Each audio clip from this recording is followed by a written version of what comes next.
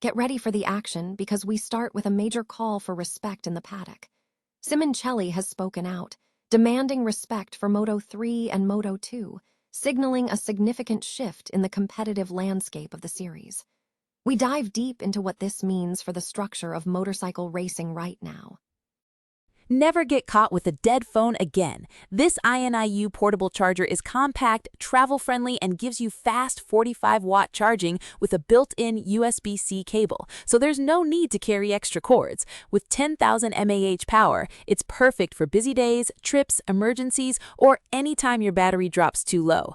Grab yours on Amazon through the link in the comments before your phone hits 1%. Next up, Liberty Media is making big moves to expand MotoGP's footprint in America. Liberty CEO Derek Chang has confirmed that Miami is being seriously considered as a logical destination for a second MotoGP US race, exploring a temporary track built around the Hard Rock Stadium. Find out the details on why Miami is on the map for the sport. We continue our look at the calendar changes as Liberty Media discusses their vision for MotoGP expansion. Derek Chang explained that the goal is to bring races closer to fans by leveraging city infrastructure, pointing to plans for Adelaide and Buenos Aires, while also emphasizing the importance of maintaining the heritage of traditional tracks like Le Mans. This is a massive shakeup. And finally, we turn to the pressure cooker of the championship, as Pecco Bagnaia shares his candid struggles with Ducati ahead of the French Grand Prix at Le Mans. Bagnaia admits it is a pretty difficult time for Ducati, citing a nervous bike under braking, and we explore his hopes for improvement as he battles to stay up front. Don't miss the full story. Liberty Media has issued a statement emphasizing that its coverage extends beyond MotoGP, with a specific call for respect towards Moto3 and Moto2. This statement comes in the context of a comment made by Simoncelli, underscoring a broader recognition of the importance of all tiers within motorcycle racing. The news originates from Corsa de Moto, and details regarding the editorial leadership and ownership are also noted, including Paolo Gazzi as the editor-in-chief and CDM Ediziani as the owner.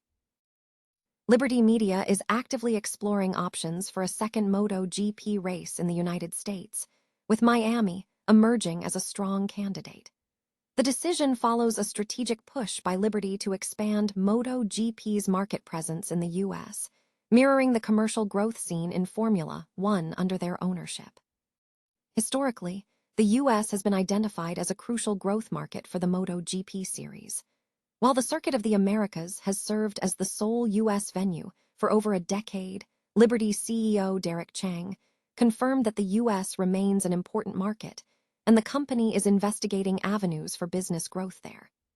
Chang stated that Miami International Autodrome, a temporary track planned around the Hard Rock Stadium, is a possibility.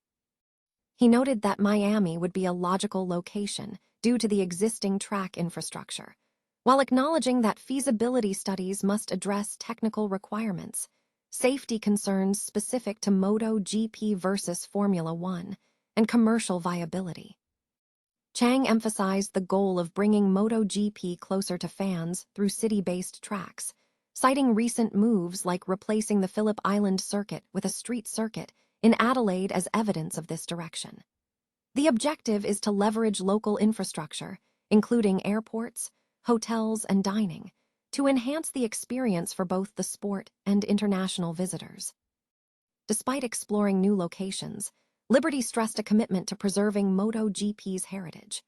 Chang cautioned against a complete overhaul of the calendar, noting the importance of traditional venues that contribute significantly to the sport's identity. He highlighted upcoming races in Austin, Jerez, Mugello, and Assen, indicating a strategy focused on improving the fan experience at existing locations while scouting new opportunities for future expansion. Liberty Media is actively exploring options for a second MotoGP race in the United States, with Miami emerging as a particularly logical potential destination. Following Liberty's acquisition of the championship, the media company is focused on expanding MotoGP's presence in the crucial American market, mirroring the strategy seen with Formula One. Liberty CEO Derek Chang confirmed in an investor call that the U.S. remains an important market for MotoGP, and the company is evaluating avenues for growth. Chang indicated that Miami International Autodrome, a temporary track planned around the Hard Rock Stadium, is being considered. He stated that Miami is a logical choice due to the existing infrastructure and the need to assess various factors, including track suitability, safety considerations specific to MotoGP versus Formula One, and commercial viability. Chang emphasized that these discussions are ongoing with local stakeholders to pinpoint the optimal locations for U.S. expansion.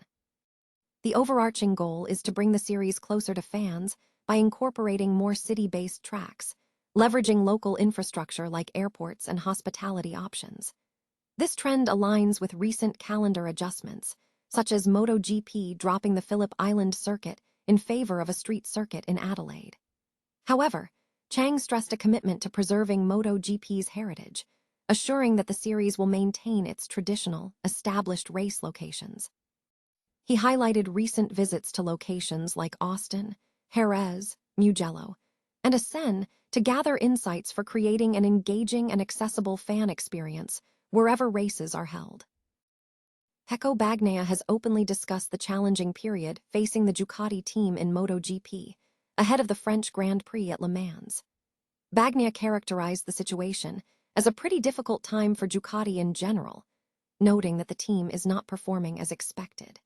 The team's struggles were highlighted by last year's outcome, where Ducati's unbeaten start to the 2025 season ended after a Sunday rainstorm, with Honda's Johann Zarco securing the victory. This year, Ducati has only secured 3 wins from the opening 8 races, 2 of which were in sprints, and the factory team remains without a Grand Prix podium, despite Alex Marquez breaking a victory streak at Jerez. Addressing the current bike performance, Bagnaia admitted to struggling, stating, "I've been in this situation for over a year, so I'm struggling quite a bit." He pointed to a specific technical issue, describing the bike as pretty nervous under braking. Bagnaia explained that the bike requires extreme precision because it tends to move significantly when braking hard, contrasting it with previous Ducati handling. He acknowledged that Alex Marquez managed to find a way to make the bike work at Jerez. Despite the current difficulties, Bagnaia remains optimistic about the team's potential. He expressed confidence in the team's ability to remain at the front, emphasizing that they just need to find the right balance. Bagnaia's hopes for improving his world championship standing are also linked to promising aerodynamic developments seen during the Jerez test. However, the use of new aero packages is uncertain.